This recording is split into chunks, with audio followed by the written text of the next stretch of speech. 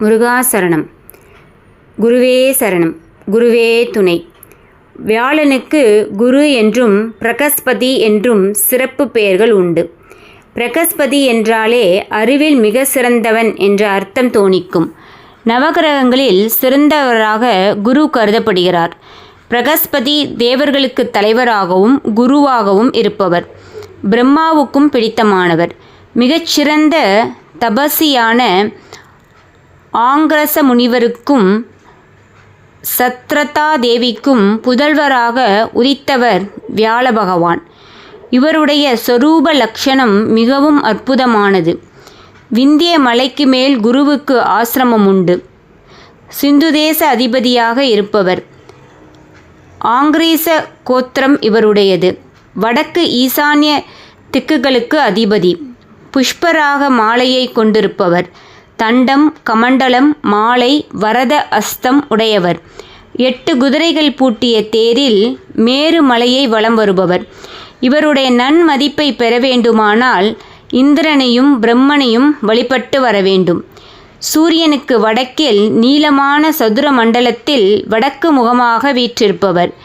பாஷைகளில் சமஸ்கிருதத்தை தன்னுடையதாக கொண்டவர். குளுமையான வஸ்துவில் மிக பிரியமுண்டு. குரு என்ற சொல்லுக்கு அஞ்ஞானத்தை போக்குகிறவர் என்ற பொருளும் உண்டு. ஜோதிட சாஸ்திரத்தில் குரு என்றால் வியாழ பகவானையே குறிக்கும்.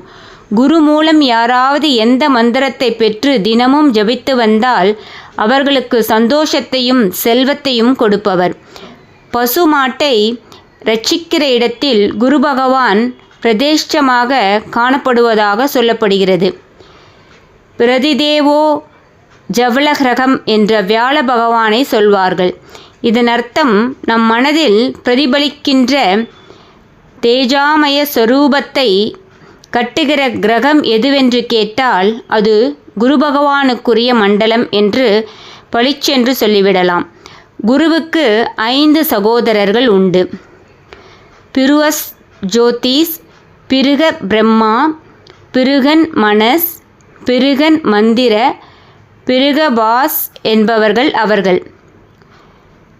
பிருகசபதியாகிய குரு பகவான் தாரா என்பவளை மணந்து கொண்டார். இவர்களுக்கு சம்யூ நிஸ்யவன், விஸ்வஜித், விஸ்வபுக், வடபாக்னி, இஸ்வச்சட கிருதி என்ற புத்திரர்களும் ஸ்வாஹா என்ற பெண்ணும் உண்டு. ஒருமுறை பரீட்சத்தின் குமாரனாகிய ஜனமேஜனன் ஒரு பெரிய யாகம் செய்ய விரும்பினார்.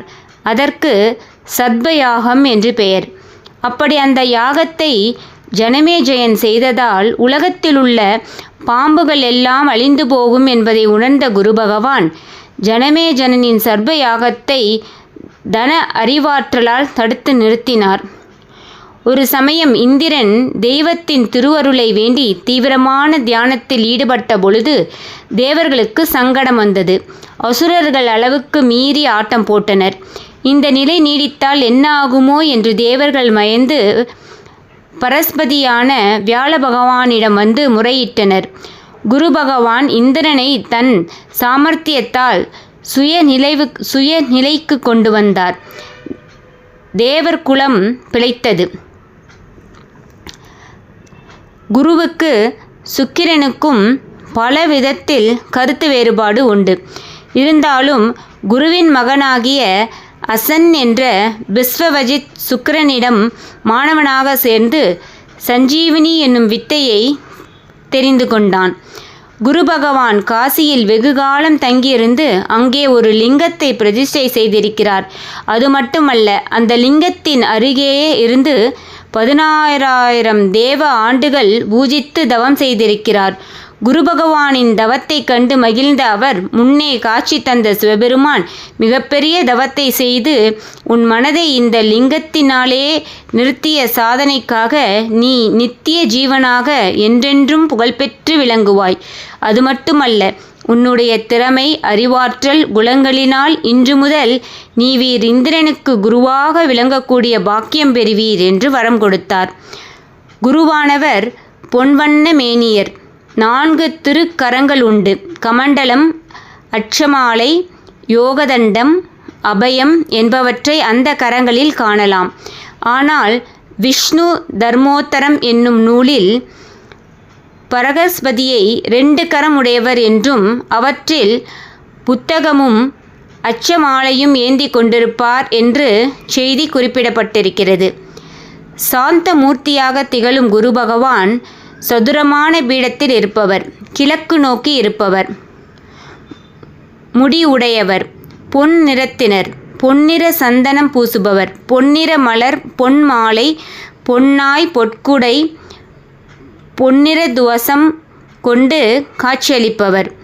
குருவின் அதிதேவதை பிரம்மன், பிரத்யாதி தேவதை இந்திரனாகும். நீதி கராசகர், தராபதி, கற்க பீடாபாகர், சௌம்பியாமூர்த்தி, திருலோககேசர், லோகபுஜியர், கிரகாஸ்தர் என்பவை வியாழ பகவானை குறிக்கும் சொற்களாகும். ஏழைக்கு இறங்கி வருபவர், பறை, பைசாந்தி, மத்திமை, விகாரி என்ற 4 வகை வாக்குகளின் உருவை விளக்கி காட்டியவர். கருணை கடல் தூயவர், நீதி சாஸ்திர ஆசிரியர், களங்கமற்றவர் என்றெல்லாம் குரு பகவானை பெருமையுடன் சொல்லப்படுவதுண்டு. பிரகஸ்பதி நீதி என்ற நூலில் நகுஷன் என்ற அரசன் அசுரன் இந்திரன் மனைவியாகிய இந்திராணியை கவர்ந்து அவளை தன் மனைவியாக்கிக் கொள்ள விரும்பினான்.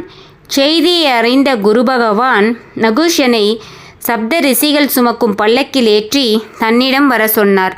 தேவர்களின் குருவே தன்னை மதித்து சப்த ரிஷிகளை அனுப்பி அவர்கள் தூக்கும் பல்லக்கில் வர சொன்னதை கர்வம் கொண்டு திமிர் பிடித்து வந்தபொழுது தன் சக்தியால் நகுசனை பாம்பாக மாற்றி காட்டில் அலைய விட்டார் குரு பகவான்.